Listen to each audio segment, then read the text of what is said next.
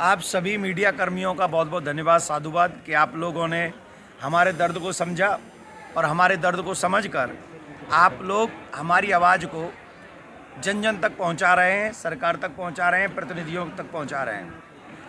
अभी 1 बजे धर्म संसद प्रारंभ होने जा रही है, जिसके चलते हुए तमाम धर्माचार्य इस स्थान पर पहुंच चुके हैं, कुछ पहुंच रहे हैं और जनता जनार्दन का भी आना प्रारंभ हो गया है। जनता जनार्दन भी पहुंच रही है और धर्म संसद जिस उद्देश्य को लेके आज यहाँ होगी, उसका बड़ा उद्देश्य है सनातन बोर्ड का निर्माण।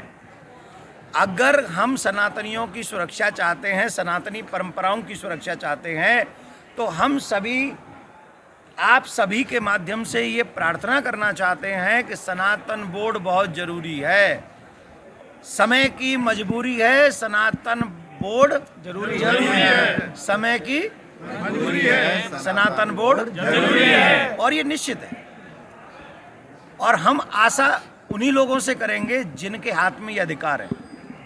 75 सालों से सनातनियों को जिस अधिकार से वंचित रखा गया है, हम आप सब से प्रार्थना करते हैं हमारी आवाज़ को उन लोगों तक पहुंचाओ जिन्होंने हमें वंचित किया है, और उन लोगों को ये समझाओ कि इस बात को समझें। हम उनके विरोध में नहीं हैं, हम भी उनके हैं, वो भी हमारे हैं। तो हमारी बात को समझे, हमारी हृदय की वेदना को समझे, दर्द को समझे।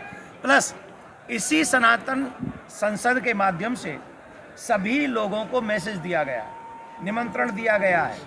सभी पार्टी, चाहे वो खड़गे जी हों, राहुल गांधी जी हों, केजरीवाल जी हों, अखिलेश यादव जी हों, उद्धव ठाकरे जी हों, शरद पवार जी हों, जितने पार्टियों के नाम मैंने नहीं भी लिए हैं, उन ऑलमोस्ट सभी पार्टियों को निमंत्रण दिया है और उनसे आशा के साथ ये कहा गया है कि आप हमारे सनातन बोर्ड के निर्माण में समर्थन करें और आप हमें एक लेटर पैड भेजें कि हमारी पार्टी आपके साथ है, सनातन बोर्ड का निर्माण होना चाहिए। 20 तारीख तक हम यहाँ पर हैं और हम आशा करते हैं कि उनका समर्थन लेटर आएगा। बीजेपी को भी हमने भेजा है और आशा उनसे भी है कि सनातन बोर्ड संतों की भावना वो समझे और इस कार्य को वो आगे बढ़ाए। क्या सनातन बोर्ड का प्रारूप तैयार हो चुका है? ड्राफ्ट तैयार हो चुका और आज संत आप सभी को बताएंगे। महाराज, एक तरफ वक्फ बोर्ड का इतना विरोध होता है, जमीन कब्जाने का आरोप है, दूसरी तरफ सनातन बोर्ड, इसका प्रारूप किस तरीके का हो?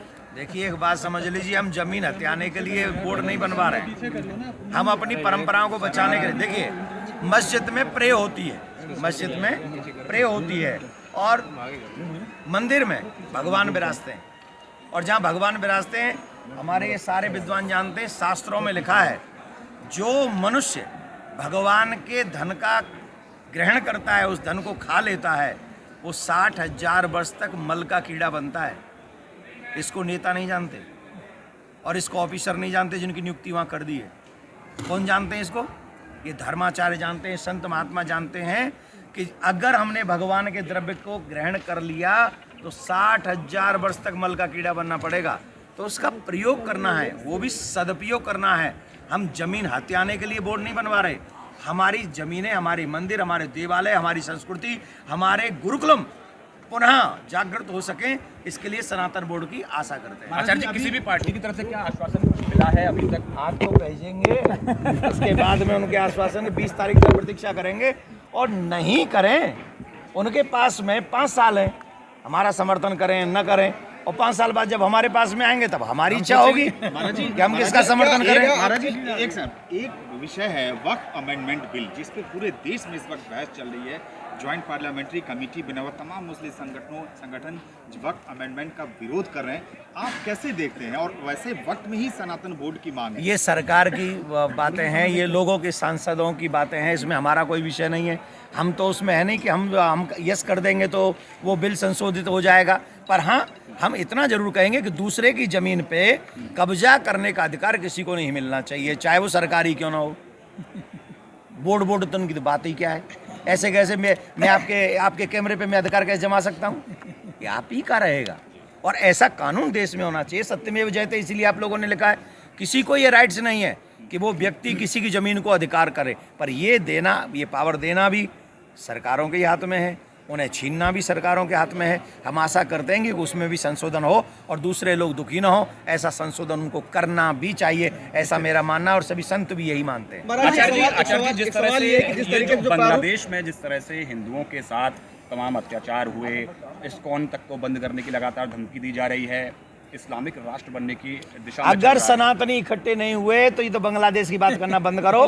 यहाँ भी कहेंगे कि मंदिर बंद करो, या मंदिर नहीं, और ये सच है। आप चलाओ या मत चलाओ, आप दिखाओ या मत दिखाओ, ये आपकी मर्जी है। ये हमारी वेदना, ये हमारी दर्द है। कश्मीर में यही हुआ है, अफगानिस्तान में ये हुआ है, पाकिस्तान में ये हुआ है, बांग्लादेश में ये हुआ है, और हम सोचे भारत में नहीं होगा, बंगाल में भी यही हो रहा है। महाराज क्या मंदिरों को सरकार के चंगुल से छुड़ाने को लेकर के आप लोग कुछ इस तरह की नीति बना रहे अरे हैं? भैया, ये बोर्ड ही तो बना रहे हैं सनातन बोर्ड के मंदिर अब सरकार के अंडर नहीं रहेंगे। सरकार बंदर क्या जाना अदरक का स्वाद। महाराज जी, जो उन्होंने बांग्लादेश के लिए बोला, तो ऐसा ही कुछ दिन पहले कनाडा में भी ऐसा हुआ था, वहाँ के श्रद्धालुओं को भी अटैक किया गया था। मुझे मालूम है, मैं कनाडा होके आया हूँ, मुझे सब मालूम है। ब्रैम्पटन में हिंदू सभा में हुआ था और मैं वहाँ कथा करके आया हूँ, मुझे मालूम है वहाँ लोग कितने हजारों हजार लोग जुड़े थे। तो इसी के लिए उस समय मेरी वाइट भी आप लोगों ने ली थी और वो चली भी है। तो मेरा मत यह है कि सनातन बोर्ड बनेगा। विश्व में सनातनी कहीं भी रहते हैं, उनकी आवाज़, उनकी शक्ति, सनातन बोर्ड बनेगा, इसमें संशय है।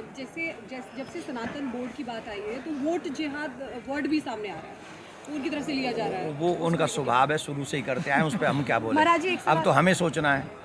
महाराज जी, एक सवाल है कि बटोगे तो कटोगे का नारा काफी ज्यादा बुलंद किया जा रहा है, लेकिन कुछ राजनीतिक दल के नेता ये कह रहे हैं कि सिर्फ लोगों को बांटने के लिए कहा जा रहा है। अपना कैमरा घुमाइए, जरा उधर ले जाइए, वहाँ भी हमने ये नारा रखा है, बटोगे तो संस्कृत में बोल दें, संगठने शक्ति, कलयुगे संगठने शक्ति। कलयुग में संगठन में शक्ति है। अगर हम संगठित होंगे तो किसी की हिम्मत नहीं कि वो हमारी तरफ देख भी ले बुरी नज़र से। अगर हम संगठित नहीं होंगे तो ऐसे ही हमारी बहन बेटियां उठाई जाएंगी और 36 टुकड़े किए जाएंगे। धन्यवाद।